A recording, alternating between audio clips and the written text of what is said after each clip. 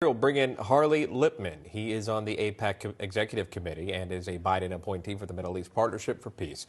Amir Fakhravar, Senate Chairman for the National Iranian Congress, that is the main opposition group to the IRGC. Thank you very much for coming on. We do appreciate that. Harley, I'll start with you. Can you talk to me about this, again, increased retaliatory attacks that we've seen here? Now you have Iranian-backed Houthis vowing escalation. Has this proxy war, if you will, ended, or is this going to increase? How do you see this playing out? Well, it will probably increase as long as the United States is steadfast. And what I mean by increase is that the United States has to be able to demonstrate to Iran in particular, that's pulling the strings with their proxies, that we will not tolerate Iran and its proxies from interfering with international trade.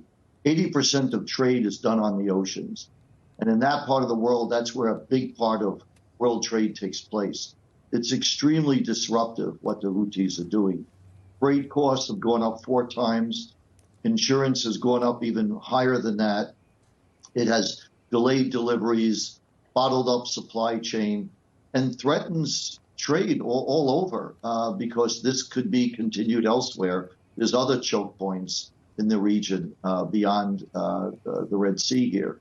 So what the United States needs to do is send a message in no uncertain terms that we will not tolerate it. And that means the United States has to ratchet it up even higher, even though it is encouraging that the Biden administration has said this is only the beginning and they're going to increase their airstrikes on Iranian-backed targets. That's good. But the price has to be really high so that Iran and its proxies will not continue their destructive actions. Well, especially if you just look at the headline here, the Houthis are vowing escalation. So, Amir, when you think about this terrorist organization, they're not getting the message, quite frankly, from the United States. What's the appropriate next step? You know, they are not getting the message because the Biden administration picked the wrong targets. It shouldn't be Iran proxies. It should be IRGC facilities inside Iran. As Senator Lindsey Graham over the weekend mentioned, hit something that value. Soleimani was killed with a single strike. That's a quote from Lindsey Graham, which he's right. Let's remember what happened when on December 27, 2019, an American contractor was killed in military bases in Iraq. Then President Trump, in 6 days, without sending them notice, sending Iranians the notice, yeah, please just have all your high-ranking commanders, I want to go and hit Iraq. No, he didn't do that. In 6 days, he killed Qasem Soleimani. Then Iran says, oh, we are going for retaliation, hard retaliation. And President Trump said, oh, make my day, go for it.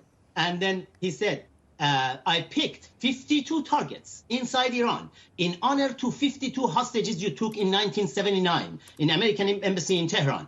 If you kill any more American, I will hit all these targets together at the same time. And then Iran was quiet after that. The Iranian regime, I'm saying, the Iranian people, 99% of Iran, we the people, we hate the mullahs in power. We love United States. Just less than 1% are the supporters of the Ayatollah, the supreme leader. Okay, hit the right target, not going for nonsense proxies because it's not going to work. And the problem is at the administration, when still Iranian lobbyists like Aryan Tabatabai, she's the assistant defense secretary right now. And yes, she doesn't, or he doesn't let the Pentagon to make any right decision and hit the targets inside the country.